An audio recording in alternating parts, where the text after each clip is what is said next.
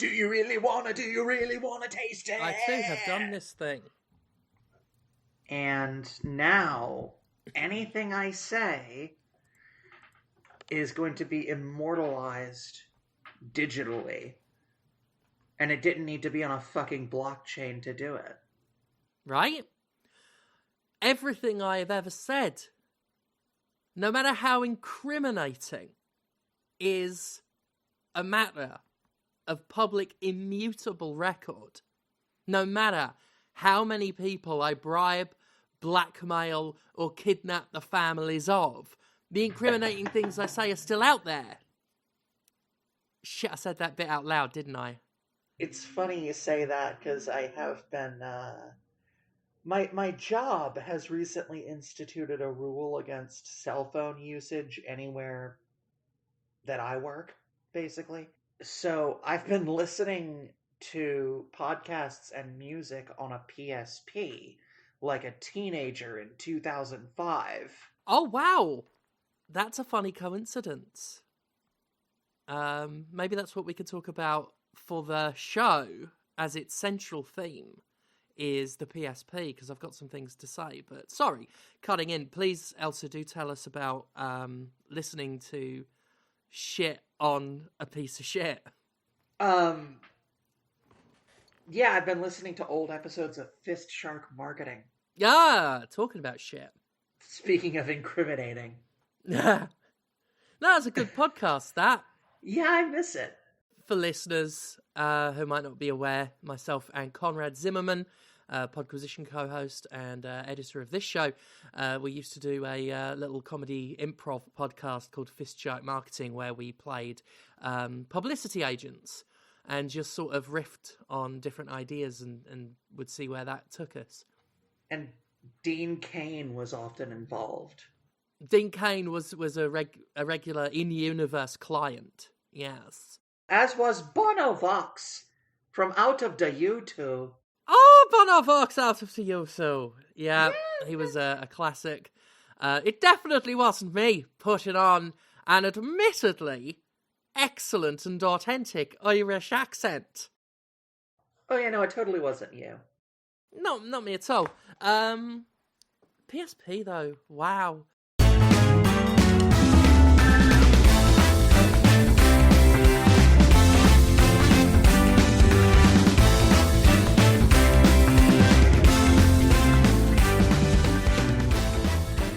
Before we discuss the PSP, there's something else I need to discuss. Oh, please. Yeah, I've got a lot of important topics as well, so we'll definitely get there. But first of all, everyone welcome. Trashgirl Diaries is the name of this. I'm Stephanie Sterling, and I'm joined by Elsa Farron, who is brilliant and has some stuff that she needs to say, so we're going to listen now. I really Shut up, you at the back! Yeah! Sorry, one of the listeners is fucking chatting at the back. There's another one playing with their phone. And you! Yes, you! Stand still, laddie! Alright, he stood still. What do you think this is? Fucking church? Prick. Good lord. Right, I apologise for the rudeness of our listeners. Yeah, don't think... I can see the light from the fucking phone screen reflecting up from under the desk. Charles? It's fucking Charles again, acting up. Fuck's sake, Charles. Dickhead. Get it together. I tell you what, if we've got a listener called Charles, right now, they are fucking shitting themselves. I know, right? Right?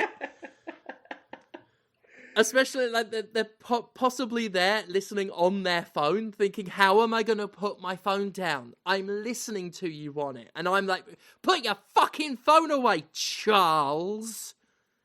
You sounded like Magneto there for a second. Charles!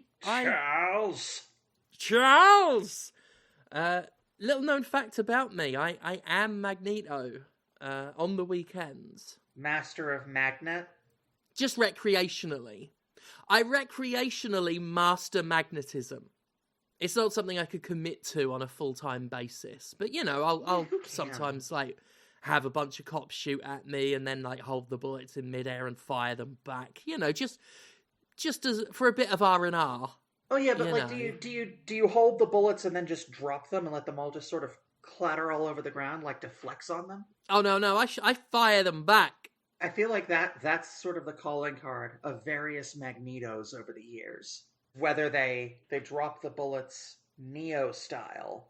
I only watched the first X-Men film, and I watched it in the cinema, and I don't think I've ever watched it in full again since.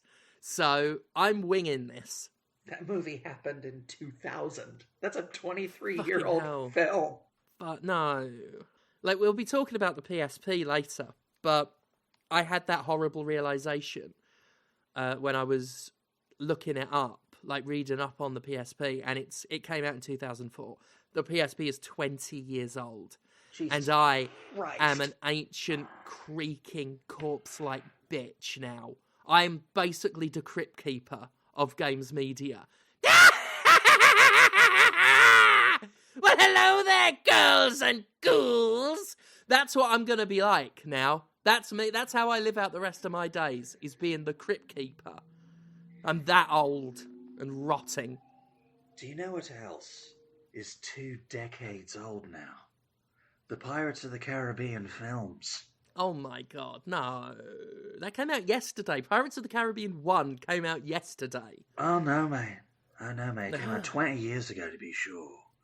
And I know because I got a lot of positive. It's the only time I got any positive attention from my peers as a teenager was because of my ability to impersonate Captain Jack Sparrow. Back when people weren't sick to fucking death of Johnny Depp. Right? Back when there was still cash in that register. I know, right?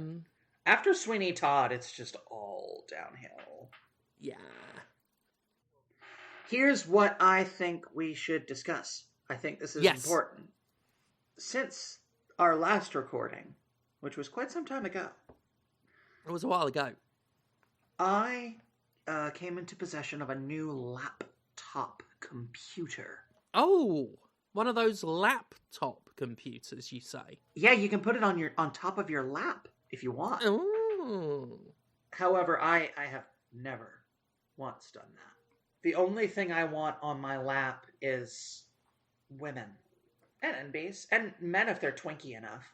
Yeah, once you get, like, too low down on the Twinkie scale, laps isn't the place for you.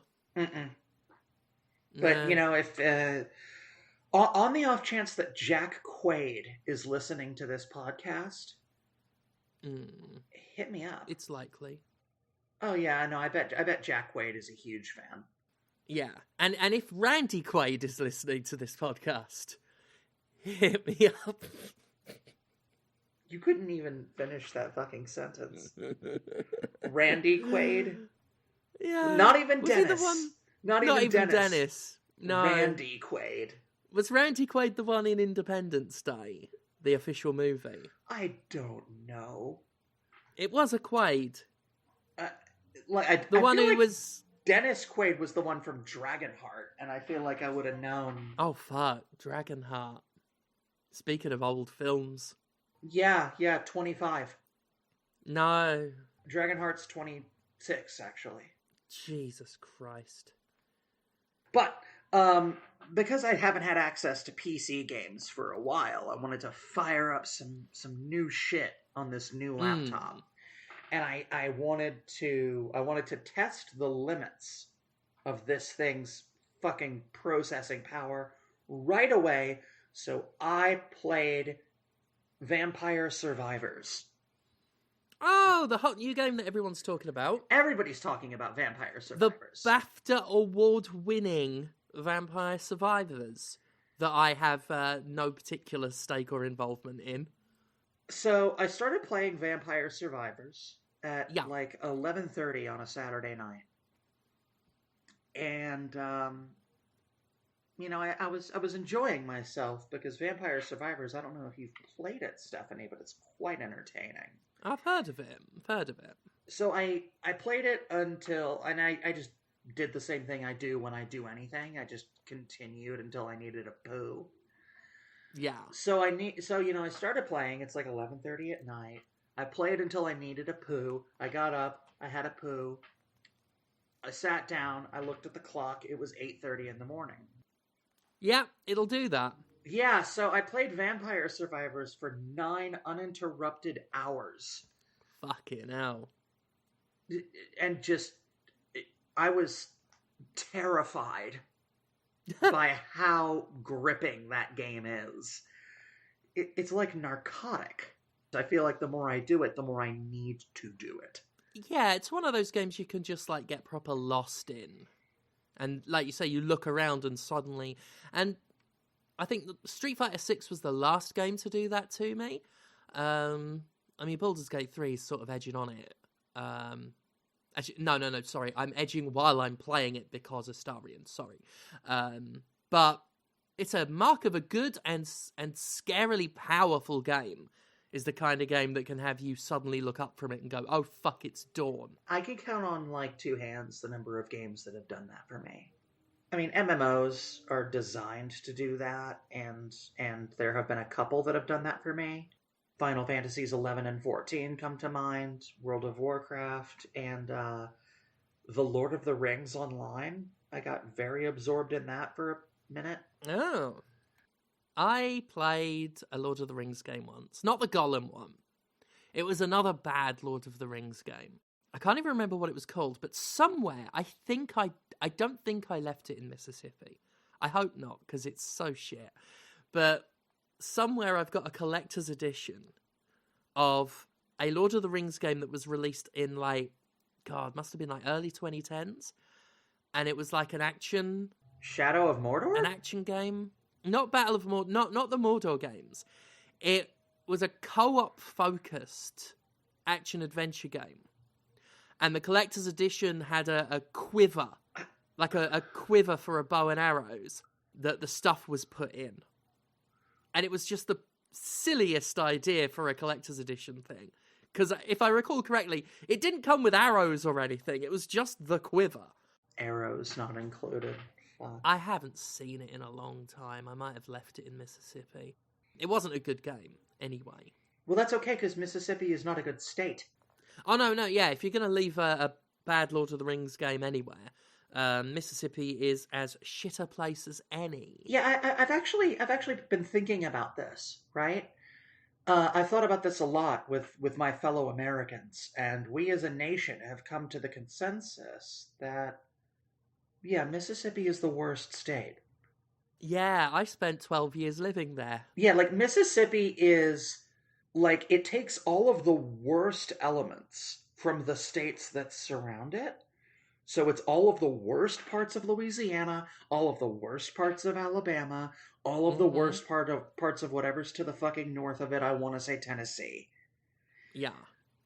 So, yeah, and I spent 12 years in that state, trying to live up to the role of a manly husband. And now I'm 39. Even back when I first became aware of your content, which was in the early escapist days, at no point would I ever call you manly. No. In fact, a lot of my like detractors and trolls and things online would question my masculinity as a point of insult. And yet now, weirdly, they're all online calling me a man and talking about how masculine I am.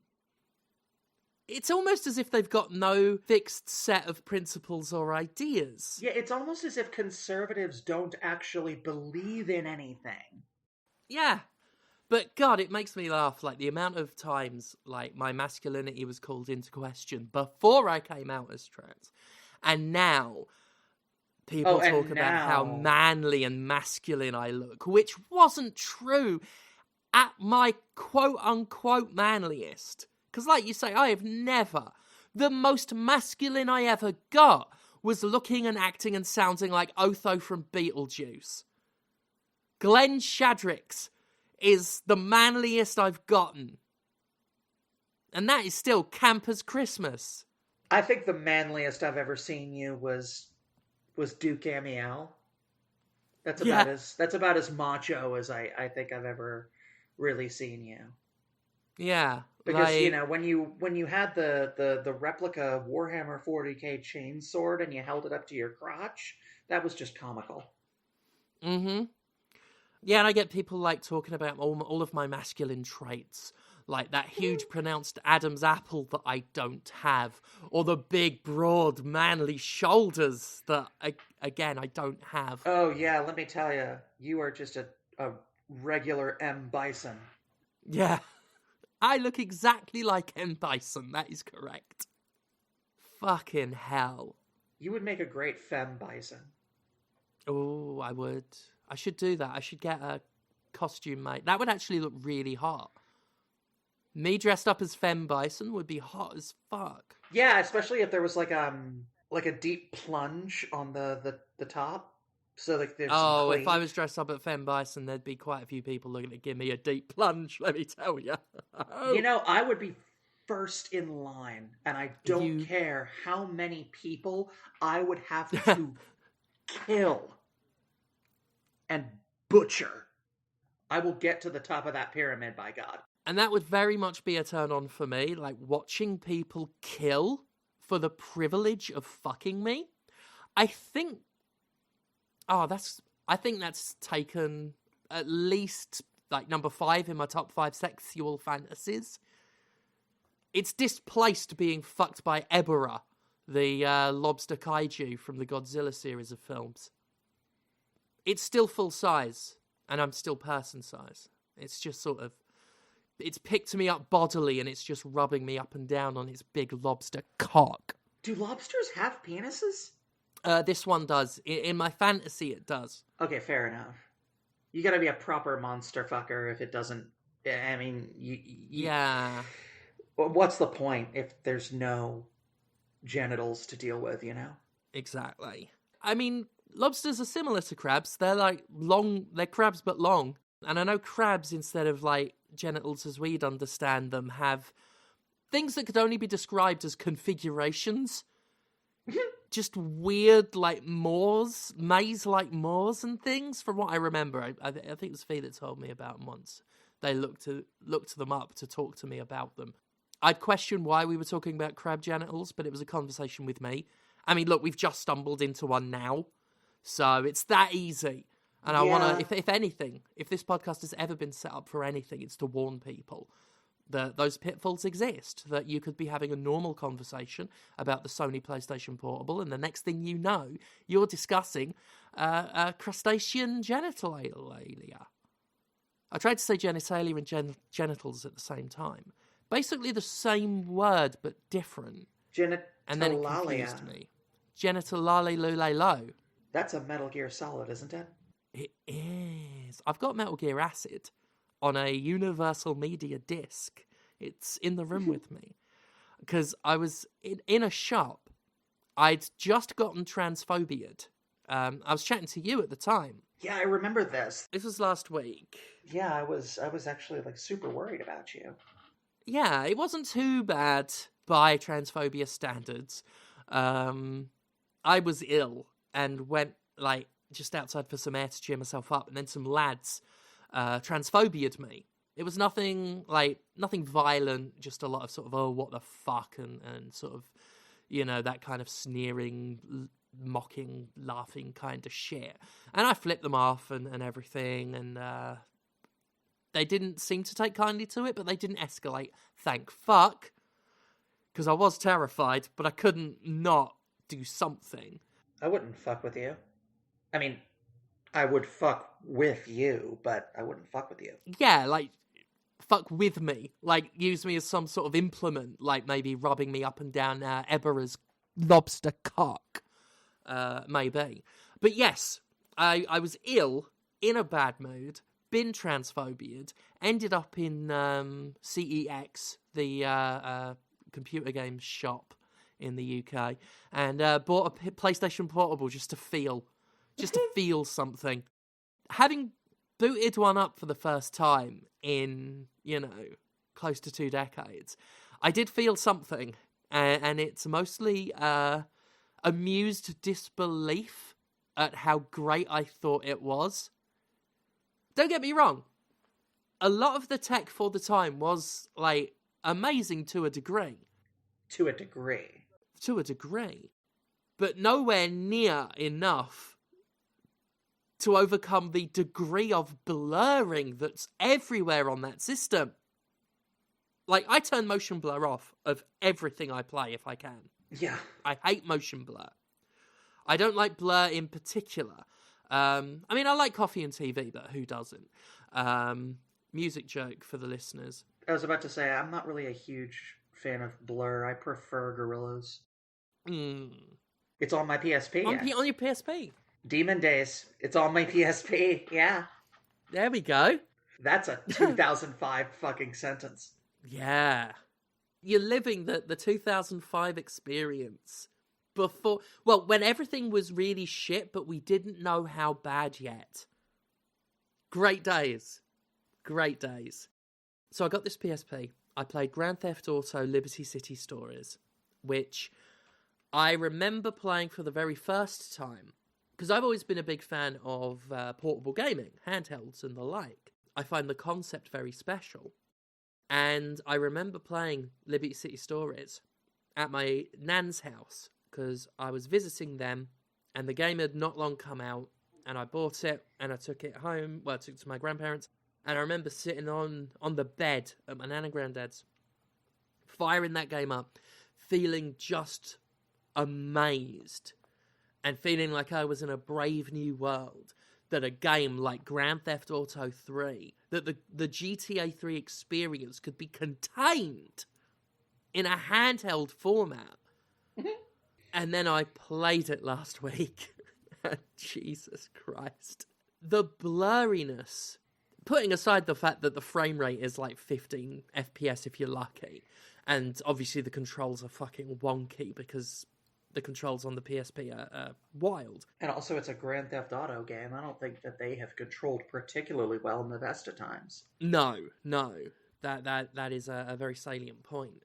But every time the characters move, in cutscenes, in the game, whether it's the main character or NPCs, they leave about 5 ghosts behind themselves whenever they walk. Or 5 ghosts trailing behind their arm when they move it. It's the extremity of it. I remember even at the time thinking, it's a bit blurry, that. That makes me think of, like, there are Street Fighter characters, not in 6 to my knowledge, but there are Street Fighter characters who have, super moves that power themselves up, and they actually do leave, like, an after image when they move. Yeah. And so I'm just thinking of that, all of the times that, like, Rose or Yun or Yang, whoever else did it. I don't remember who else did it besides Rose, Yun, and Yang. Yeah, and everything looks like that on the PSP, but glitched. Like if that effect happened in a Street Fighter by accident. Liberty City Stories is possibly the biggest offender, but I have also played an old dungeon crawler, an old hack and slash, whenever I've waited for Baldur's Gate 3 to update on the Steam Deck. I've salved the gaping wound left in my clock by playing Untold Legends. Again, I expect nobody to remember, but it was a complete fucking bargain basement Diablo-style game, like a dungeon crawler hack and slash. And it is like the bottom of the barrel. There's a whole series. It's a franchise. The name was familiar, and I must have played this. Or one of the sequels. It's so basic. But it is, again, blurry as fuck. And I also played Coded Arms. Let's just say, mechanically ambitious first-person shooter on the PSP. First-person shooter on the PSP. Good lord. Yeah. Where you use the little analog nipple to move forward, back, and strafe left, right, and you're using the face buttons, circle, triangle, square, and X to look up, down, left, and right. Oh no. Yeah, the game has a very generous lock-on for a reason, and even that isn't enough to cope with it. Oh no. It's one of those games you play and you just think to yourself, gosh, you're adorable, aren't you? You're really trying. Didn't they know that, like, the portable first-person shooter already peaked with X versus Sever on the Game Boy Advance? Right? If it ain't X versus Sever, throw it right in the fucking bin. There are 2 X versus Sever games on the Game Boy Advance. There are. Every time I, relearn that, I have to check myself. Just to make sure that this is the reality that I'm living in. We live in a world where there's 2 X versus Sever games. Both of them are first-person shooters on the Game Boy Advance. Mm-hmm. And no Project Hammer games. It was trying. So the PSP, right, is host to one of my favorite games of all time. And what I'm about to say is going to surprise nobody. But my favorite game on the PSP is Dissidia Duodecim Final Fantasy, which is the prequel to the original Dissidia Final Fantasy. For the uninitiated, I don't know if you have ever played Dissidia, Stephanie. I played the first one, the very first one, back in the day. Not really the kind of game I play, but I did play that first one for a bit. Well, Duodecim is partially a remake of the then 3-year-old original Dissidia. But there's also a whole other story. And, why the fuck is my microphone intake volume? Yes. So they added a prequel story to the re-release thing, Dissidia Duodecim. And it's a Final Fantasy game that came out in 2011. So the entire story can be summed up as being about how great Lightning is. Like, oh god, she is just the Angela White of the Final Fantasy franchise. Not like that. Maybe like that. A bit. But yeah, no, it's just a story about how, like, the characters that they wanted to have be playable in this Final Fantasy crossover fighting-ish game secretly worked behind the scenes to make everything possible for the first game to happen. It's convoluted and silly, and I love it. Laguna is in it, from Final Fantasy VIII. How's about that? He's adorable! He's so stupid! And then they doubled down on stupid because Vaughn is in it as well. Oh, goodness gracious. The heroes of Final Fantasy are really not wanting for idiots, are they? They subscribe to the WCW philosophy of faces, where if you're gonna be a hero, if you're gonna be a babyface, you are gonna be a bit of a gullible pillock. You're gonna be like late 90s, 2000s Sting. In this analogy, would that make Lightning Goldberg? I've got quite a vivid image now of fucking Lightning, like, coming out from the door backstage with the music just going dur, dur, dur, dur, dur, dur, dur, dur, and like she's punching the air and everything. And doing the Goldberg face? Yeah. I love Goldberg. I love Goldberg so much. One of my favorite wrestling matches of all time is from, I want to say it's like Survivor Series 2016, where Goldberg's entrance takes longer than the match does, and he just kills and eats Brock Lesnar. Oh, yeah, I remember that one. And it's like, it's 2016 Brock Lesnar. Fucking Super Saiyan Brock Lesnar. Goldberg doesn't give a fuck. No, just fucking mauls him in seconds and it's over. And Paul Heyman is screaming. So good. Oh, I love me some Goldberg. I really do. But yes, Dissidia, speaking of the analog nipple on the PSP. Yes. Imagine playing like a 3D arena-style fighting game on that shit. I know I did it back in the day, because like I say, I did play Dissidia back then. I can't imagine trying now. Oh, Lord. Good Lord. I've gotten used to it, because I've played quite a bit of Dissidia in my time, but oof. It's definitely better to play it on the Vita. I imagine so. I've been meaning to fire up my Vita again. I have both systems and I still play Dissidia on the PSP. It's what I'm used to. The heart wants what it wants. Right? I wanted every lobster-themed item on Temu, and I received a bag full of lobster stuff today. I have plush lobsters. I have a plush lobster shoulder bag to put things in. That's wonderful. What is ostensibly a lobster phone case, but would see way more use as like a lobster wallet. That opens up and is cool.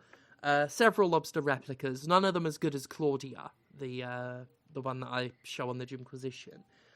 Nowhere near as high quality, but several lobster replicas. Is that the one that you had fucking miniature fantasy Commander Sterling that one time? Yes, that's Claudia. I also recently had her in a Hempen Shift on that episode I did about being censored by YouTube. I'm assuming it's CLAW. Of course. Okay, good. Just making sure that you were doing it right. I roll no other way. I've got lobster slingshots. Those are cute. They're like sticky, rubbery lobsters with a sort of space underneath it to put your finger, and then you place it on your finger and pull its tail, and it just like slingshots off. Oh, I got a whole. I think it was like a quid, and there's like a bag of like fucking 10 of them or something. Because obviously I'm gonna lose most of those flinging them about. I've got this one on my desk is a brass lobster pen holder. It's just like a little brass lobster with its claws up in the air, open, so that you can place a pen on it, and then it's lifting your pen. Oh, I love that. Which is just lovely. Yeah. I love that. I'm wearing a lobster necklace, which is a silver lobster that's just covered in little red, fake, clearly plastic gemstones. What else have I got? I got these lobster fishing lures that I got because they move like they're alive. They're like horrible, rubbery, squidgy things. Fee doesn't like looking at them, and frankly, I don't either. Because even though they're lobsters, they kind of move like cockroaches, and I've got like a real bad phobia of those. So they proper squick me out. But I'm glad I've got them. God, you must have really fucking hated it in Mississippi. Shit. Oh, God. No, absolutely despised it. My last couple years there in Mississippi, I lived in a house with a big basement that would trap a lot of water.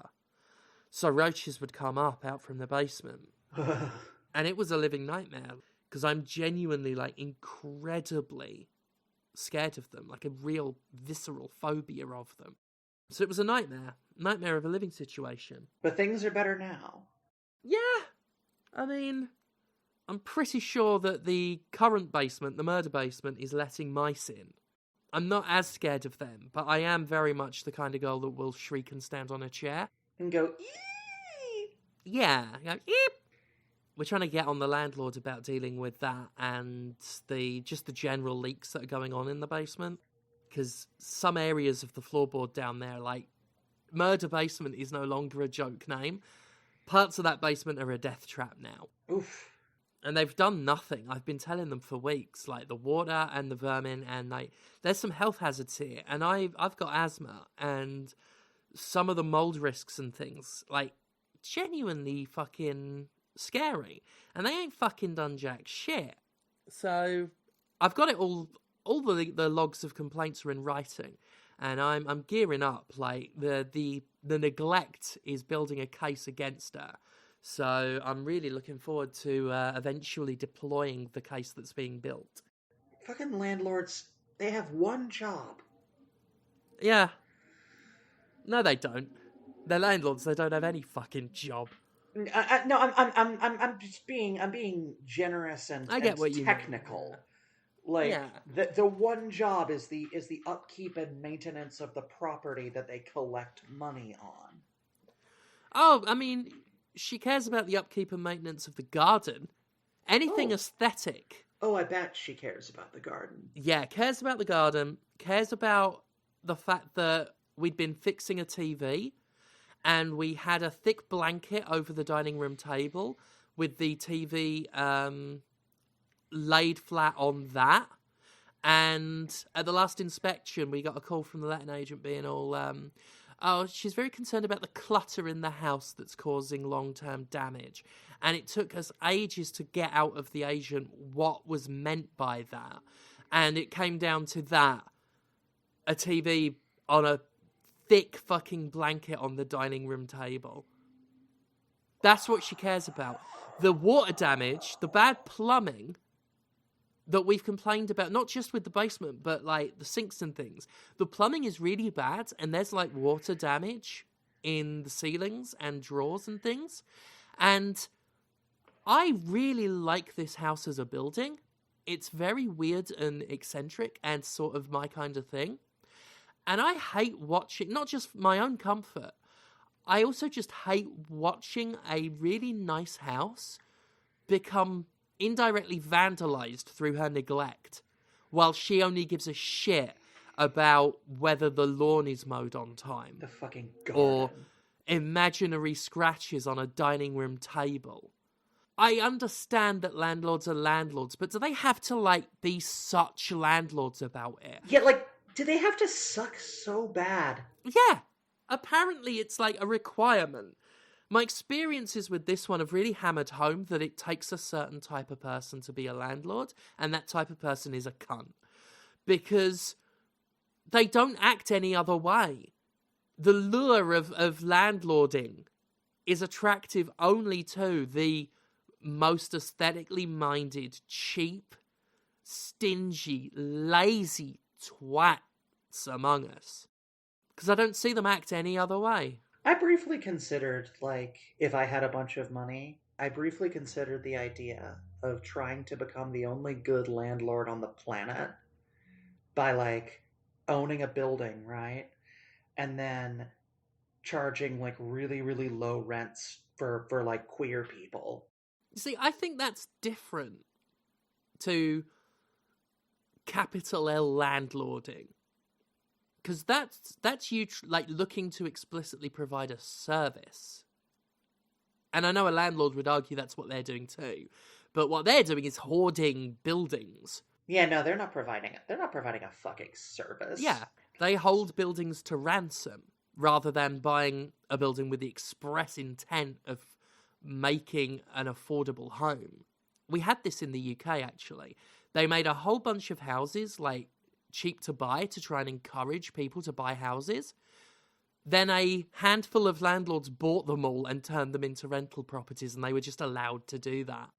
One would argue that was possibly the plan all along, but it was certainly against the spirit of the openly stated plan. But that's what they do. They are the worst among us. Landlords are the worst of us. They really fucking are. Yeah, and just, they're self-destructively evil. That's the thing. Because at some point, I'm gonna leave this house. And I reckon I've built up enough of a case to where I could just up sticks. Or possibly even, like, drag some people to court. And what will be left will be a house that will need, by the end of it, if the damage continues, everything I've ever paid in rent to fix it up, to sell it. Good luck living in it, because they'll need to fix that up as well, either way. It would have been a lot cheaper to have fixed it up when I brought this up.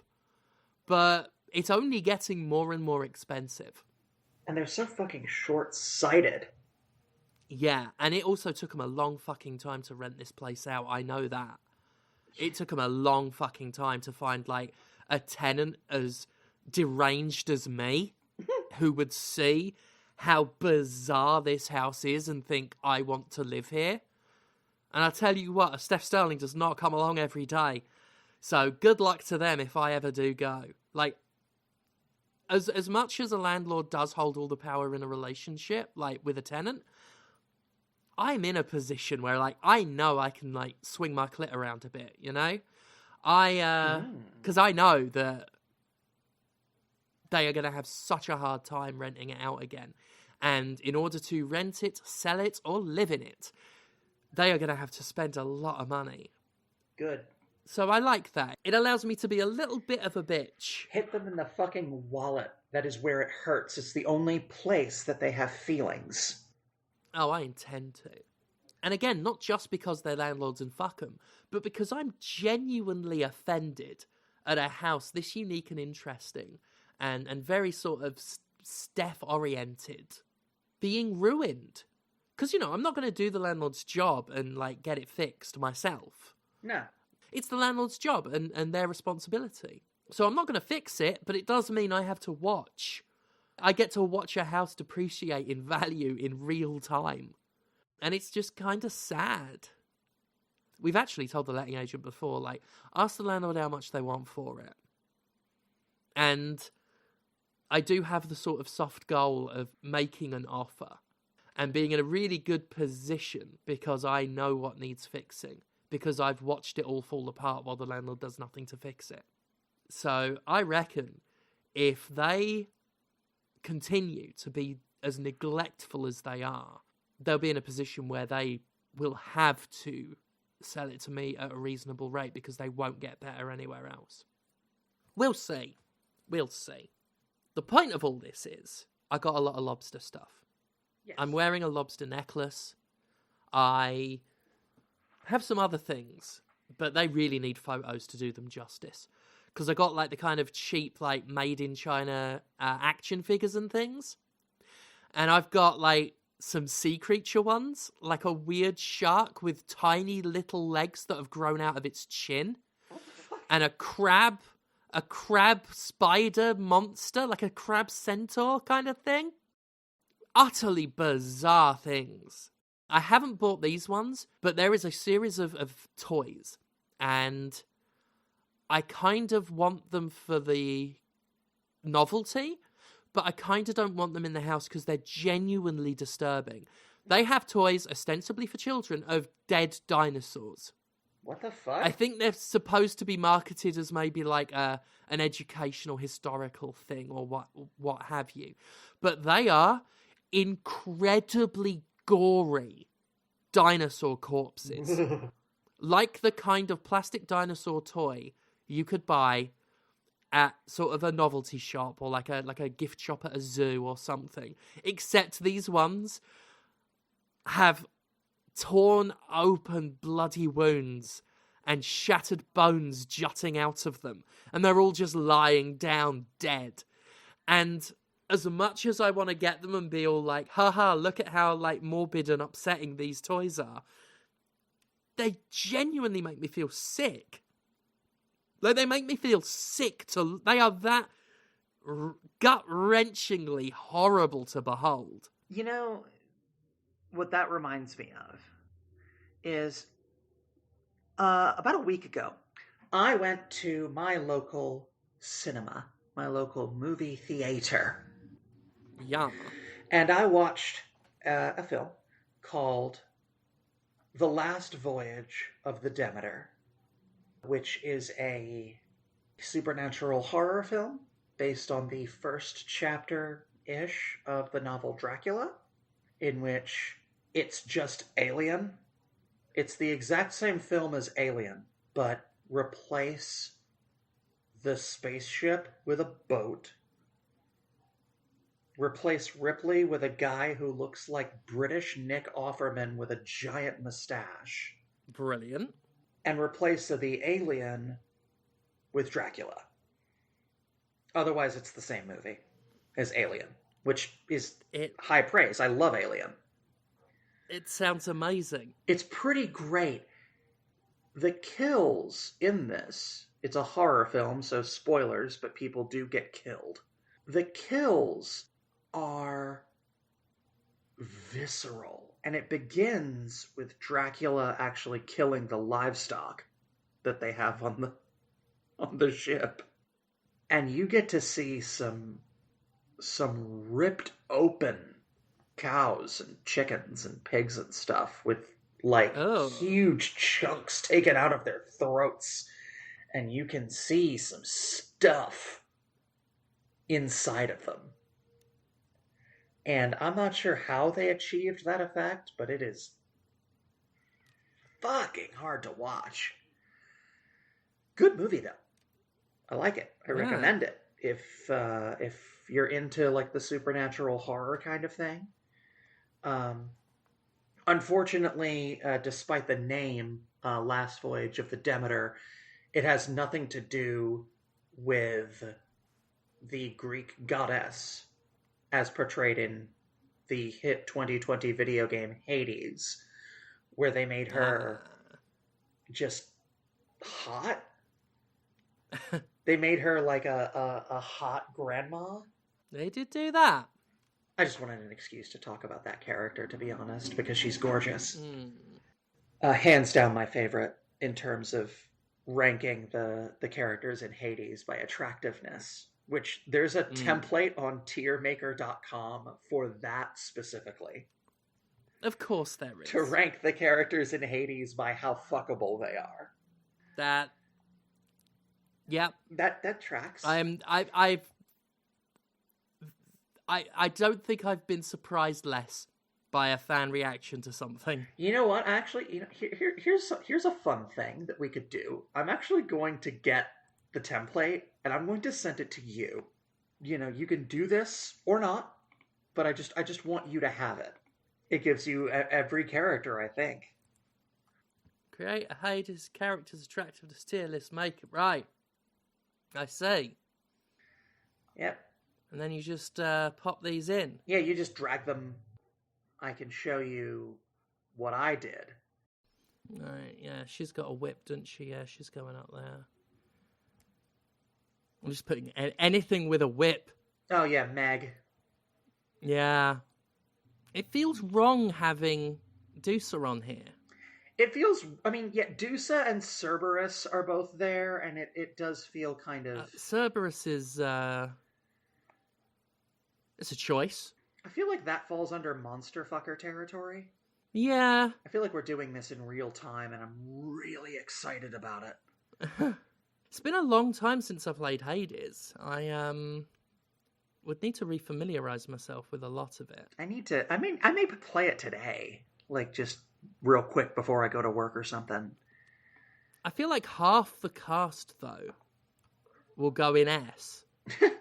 I only have 3. I limited myself to 3 characters in S. We got Dionysus, we got, Persephone, Zagreus, Meg. They're all in S. I would equally happily fuck the lot. Zagreus is really high up there for me. I'm a big fan. Mm-hmm. Electo is pretty high up there for me.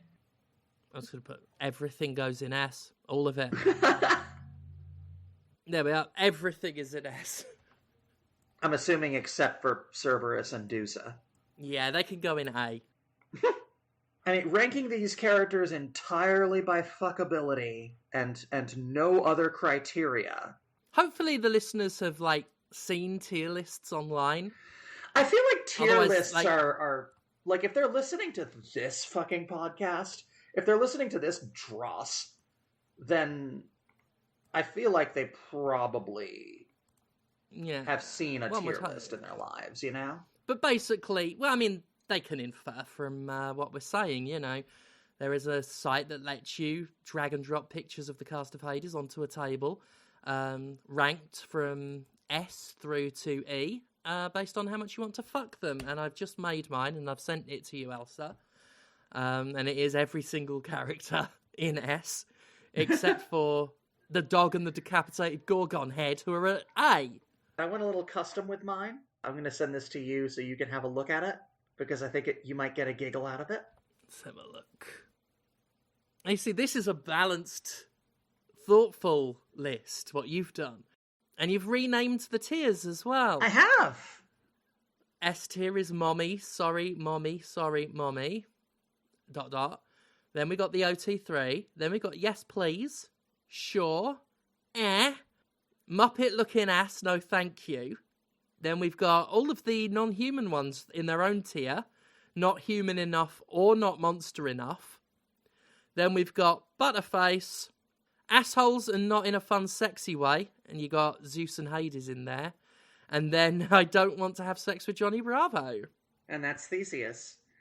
That's Theseus. I had to decide whether I wanted to have it say I don't want to have sex with Johnny Bravo or I don't want to have sex with Zap Brannigan. Both would have worked. I just went with Johnny Bravo. But yeah, the top of the top is just the moms. Demeter, Persephone, Nyx, and then Megara, Zagreus, and Thanatos. sort of rounding out the top 6 there.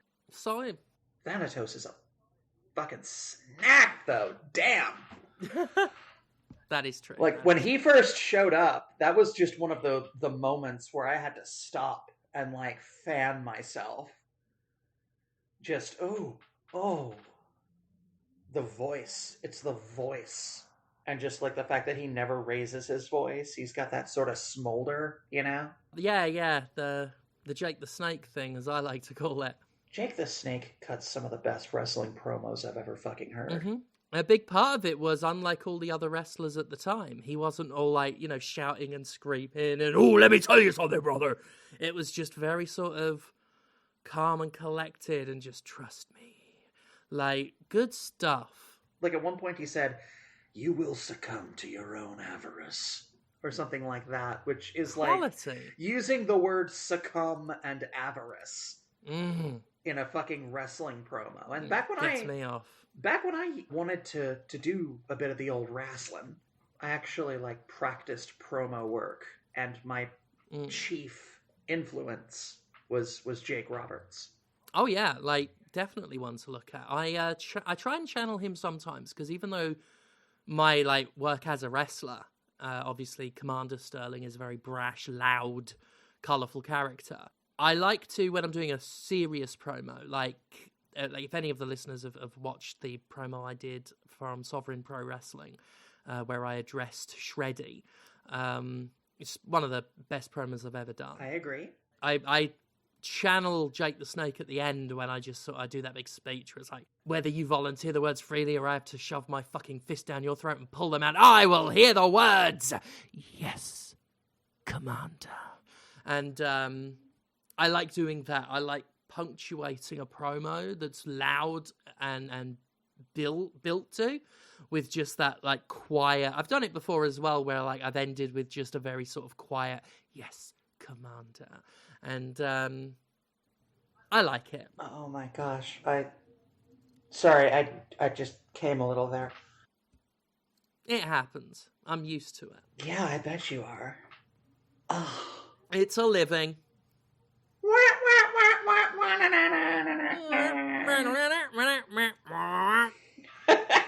Right.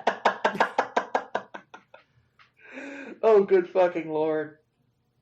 I feel like that might be as good a place as any to conclude our ghastly business. I actually, speaking of promos, I do have to film one. I've got to film one for my match for next weekend. I promised True Grit I'd get it done 2 days ago, and then I had a migraine, and then the kids happened. So I've got to do that tonight while I think on, and I've already got makeup on my face, so I can do it. Because obviously next weekend I've got that big match against Kid Bandit. I'm excited for that. I'm very excited. And I haven't even announced the stip that it's going to be no disqualifications. That's what I'm announcing in this promo. And I feel okay saying that because no one here like listening is going to care. Plus the promo should be up by the time this is out. But yeah, no DQ. It's going to be brutal, mate. Very excited. Hope you're ready, because I know they're going to bust out that fucking Keyblade. Mm-hmm. Oh, I'll be bringing along some... Basically, whenever I have a very special evening with someone, I always like to bring some toys. So It's going to be a very interesting evening, that's for sure. I bet. So yeah, I should push off and get myself prepped and make myself finally do that. If there's anything you'd like to leave the listeners with, in terms of something that you want to share or just send them away thinking about, then do by all means, Elsa, do please share. I shall. Darkest Dungeon 2 is a game worth buying a $1,000 laptop for. Because I did exactly that. And the moment that the game booted up and I heard, "Ruin has found you at last," money well spent. Excellent. Darkest Dungeon. Play Darkest Dungeon. That is my takeaway from all of this. I put a hex bug in the claws of that brass lobster, and it looks like it's broken its body and it's about to throw it off a cliff or into a volcano. So I'm pretty pleased with myself. That's fucking brutal. Right? Fucking nasty little hex bug. that's about it. Thank you, everyone, for listening. I'm on Blue Sky, by the way, if you have that app. That's basically my slutting account. Ooh. So, thirst traps I've been putting on there. But other than that, thank you, listeners. As always, we'll see you next time, I guess. Thanks, Elsa. Yeah, I'm gonna go take a piss. Ta-ta! Yeah, bye.